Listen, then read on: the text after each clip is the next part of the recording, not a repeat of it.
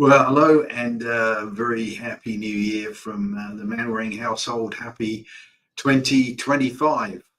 And I'm very, very expectant for this coming year for lots of reasons.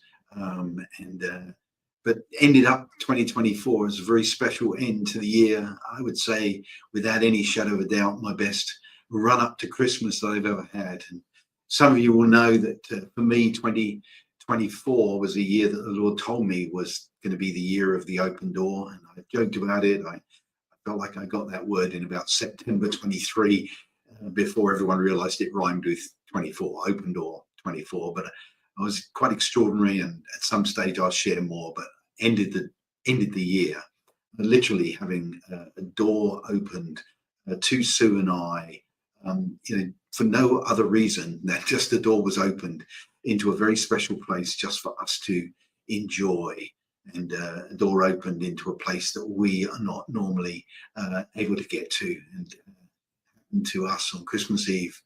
And I had a few tears in my eyes, to be honest, because I realized what it was at the moment. And so a very, very happy 2025 to you.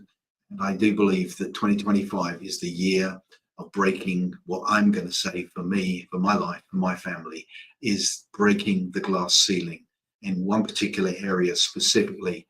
But I also believe that I've been given an opportunity to lead some people to break their own glass ceilings, and I'll share more of that as time goes by.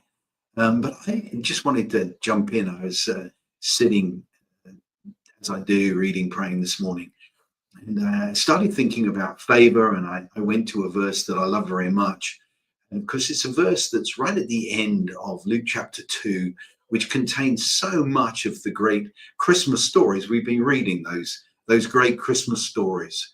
And then Luke 2:52 ends with what I've got written behind me. And Jesus kept increasing in wisdom and stature and in favor with God and man. I don't know what about you. I don't know how that makes you think, what that makes you think. This thought that Jesus, he's going to grow in stature, he's going to grow up, he's going to get bigger.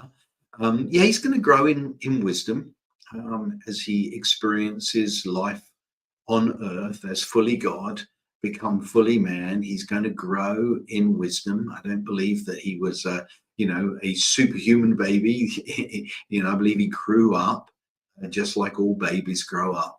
But then the verse ends that he grew in favor with God and man.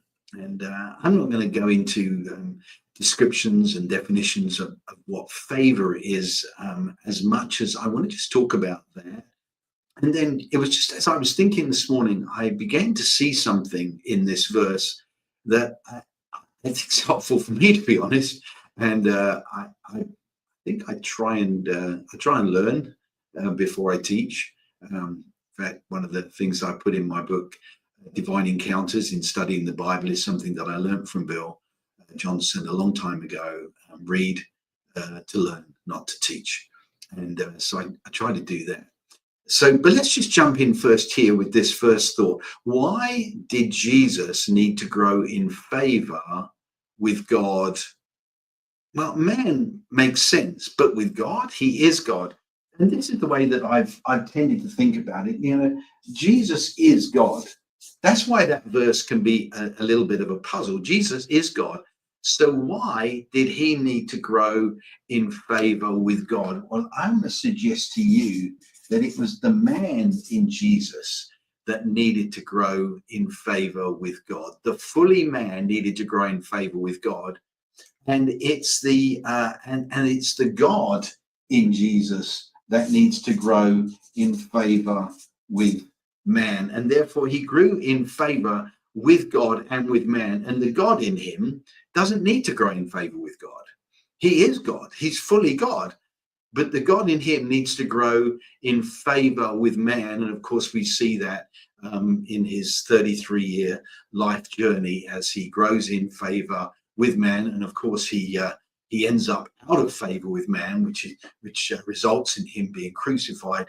But then what we have is the man in Jesus, that growing in stature and wisdom man, his ability to live on earth, that needs to grow in favor with God. And so I believe we see these two elements going together. Jesus grew in wisdom and stature, but then in favor with God and man.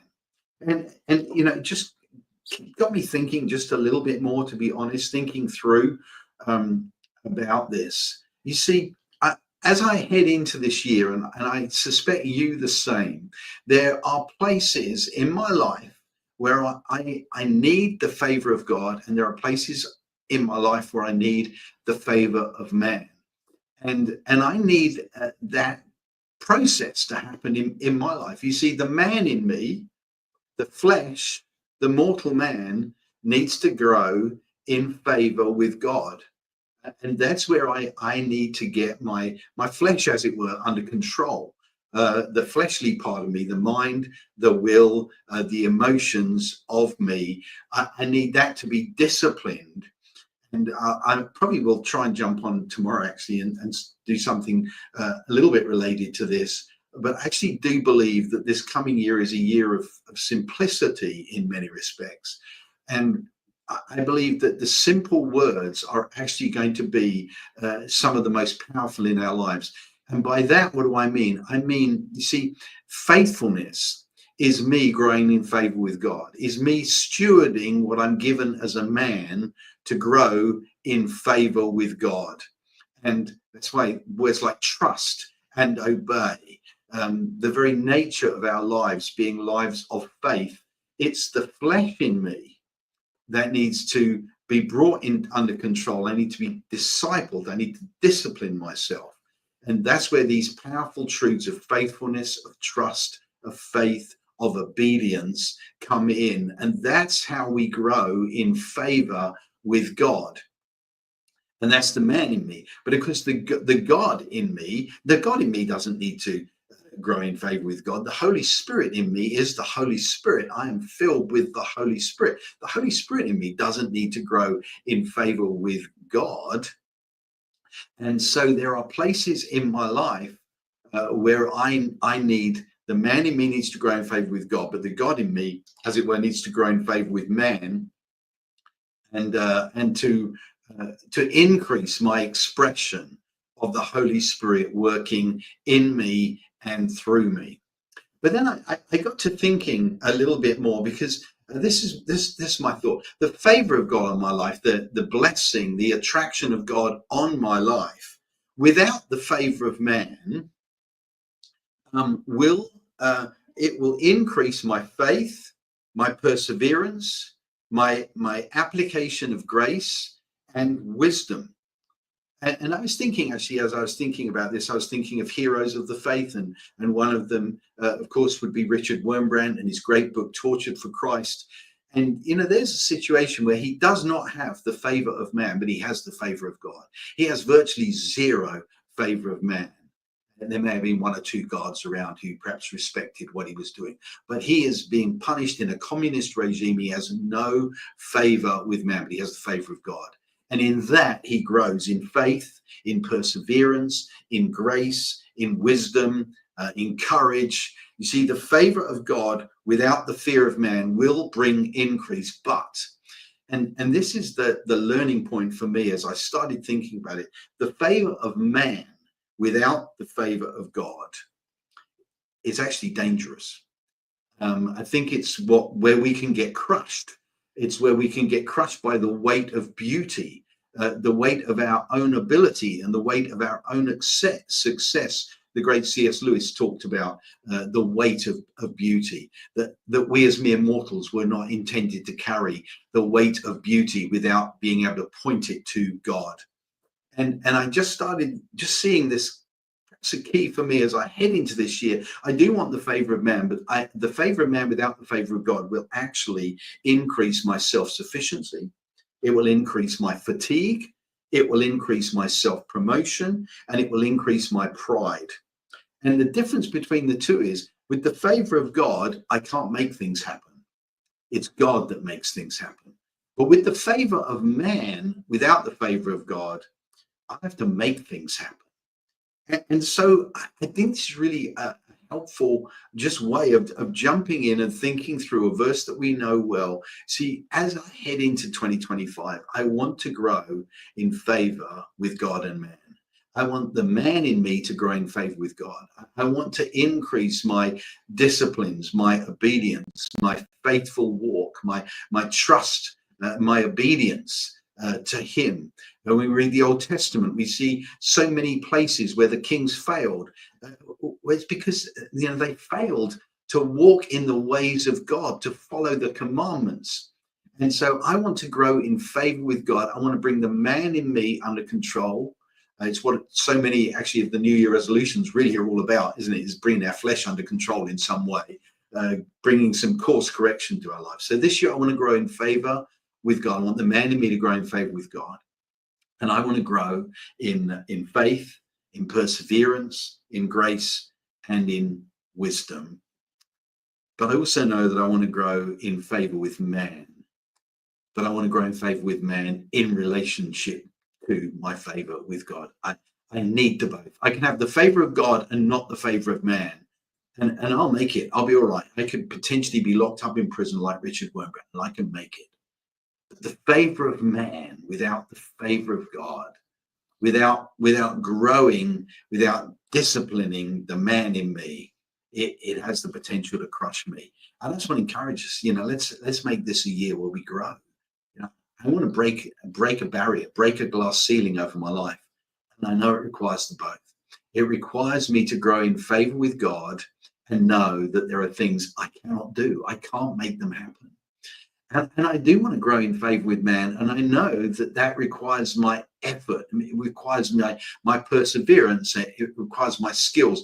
But if it's favor of man without the favor of God, I can become prideful. I can become manipulative because I have to make things happen.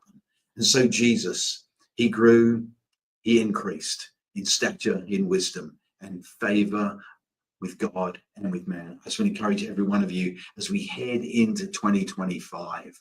Let's take Luke 2:52, maybe make it a prayer. I want to grow in stature.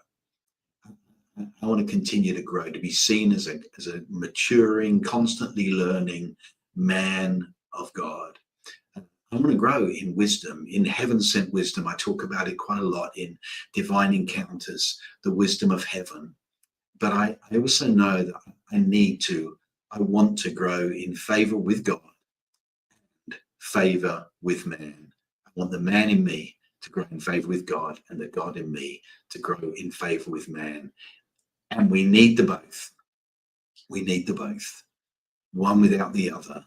Well, favor with God will survive, but favor with man without the favor of God, it has the potential to crush us.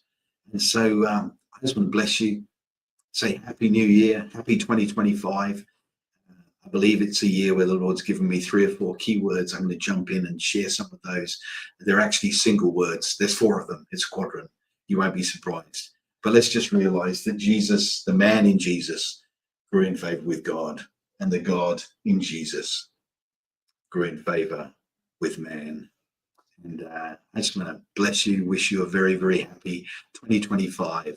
And let's believe that this is going to be a year of great, great breakthrough for each one of our lives. I'll talk to you again soon. Bye.